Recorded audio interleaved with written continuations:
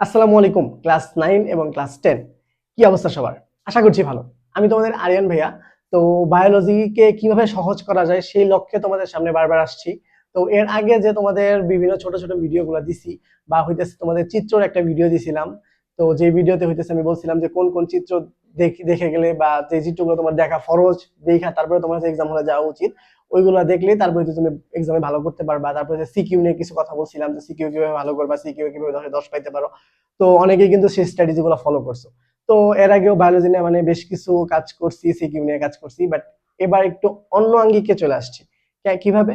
এবার টার্গেট করছি তোমাদেরকে বায়োলজি যে বইটা আছে first chapter, second chapter, third chapter, প্রতিটা চ্যাপ্টার এবং ওই চ্যাপ্টারের যে টপিকস গুলো আছে, কোন কোন টপিকস আছে, কোন কোন টপিকস ইম্পর্টেন্ট, শুধু কোন কোন ইম্পর্টেন্ট না, সব টপিকসই আমি তোমাদেরকে একদম মানে কন্টিনিউয়াসলি ধারাবাহিকভাবে পড়াবো। এন্ড ওইটা একটা প্লে লিস্ট আকারে আমি মানে পাবলিশ করব। তো ওই ইগুলা তোমার কোনো কোর্স কিনতে হবে না তোমাদেরকে। তোমরা ডিকোড সায়েন্স ফেসবুক পেজ এবং ডিকোড সায়েন্সের যে ইউটিউব চ্যানেল সেখানে তোমরা ফ্রিতেই পেয়ে যাবা।